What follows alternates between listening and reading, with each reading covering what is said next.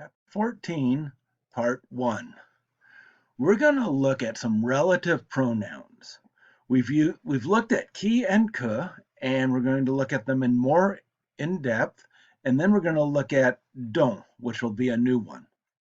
So qui is the relative pronoun that replaces the subject. So let's see how we can use this as a relative pronoun. So a relative pronoun is a pronoun that connects two ideas that have some noun in common. Je vois l'homme. I see the man. And then the second sentence is l'homme est intelligent. The man is intelligent. So what we want to do is we want to connect these two sentences because they both have l'homme, and we're going to replace one of them with a relative pronoun. Now we don't have to. We could just stick in the word. We could just stick them together. Je vois l'homme et l'homme est intelligent. I see the man, and the man is intelligent.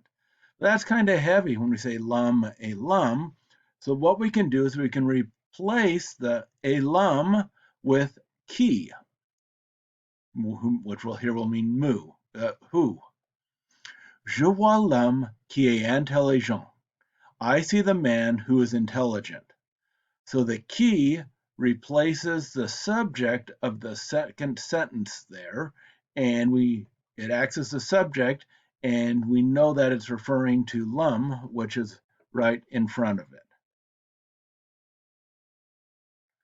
Now, que is a relative pronoun that replaces the direct object. So let's look at a similar example where we have two sentences. Je vois la femme. So I see the woman. J'adore la femme. I adore the woman.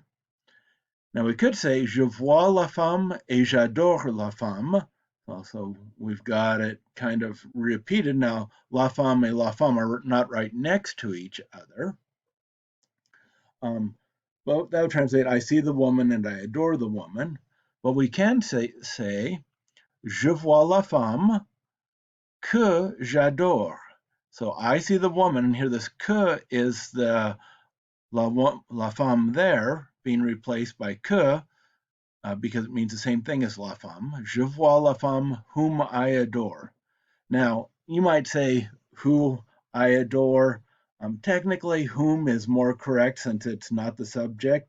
Who is the subject in English, and whom is either the direct object or part of a prepositional phrase. So this would translate, I see the woman whom I love.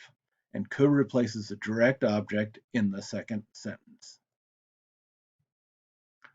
So, summarizing a bit here, when qui and que are relative pronouns, qui gets translated most often as who, sometimes that or which for impersonal subjects.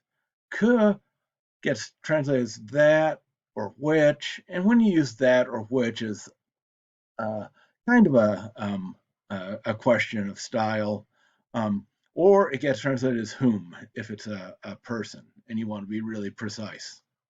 So let's do a little mini exercise here. I'm going to read this. You think about it, see if you can translate it, and then I'll give you a translation.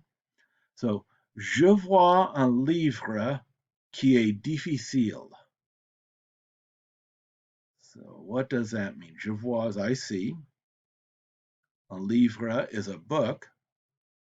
So that would be, I see a book which is difficult. Qui est difficile. So the qui is the subject, which is difficult. You wouldn't say, I see a book who is difficult. That would only work for a personal subject. Okay, now here we have another one. Je vois le livre que j'ai acheté hier. So hier is yesterday.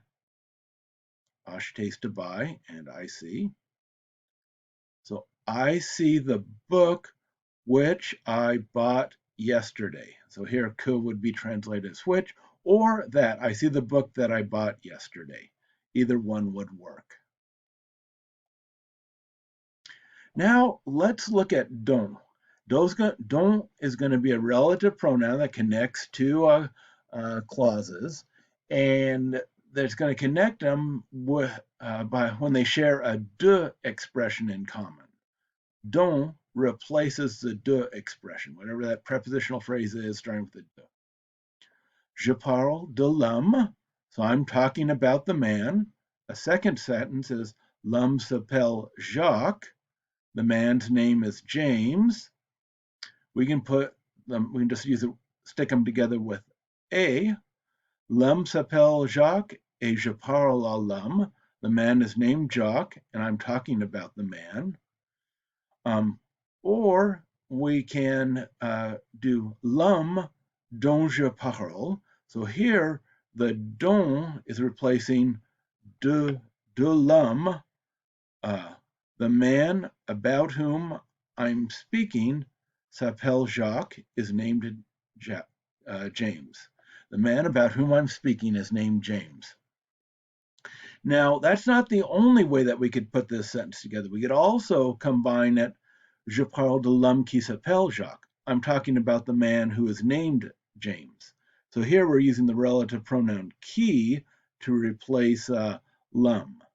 And so there's lots of different ways that we can combine sentences, so lots of different ways to use relative pronouns.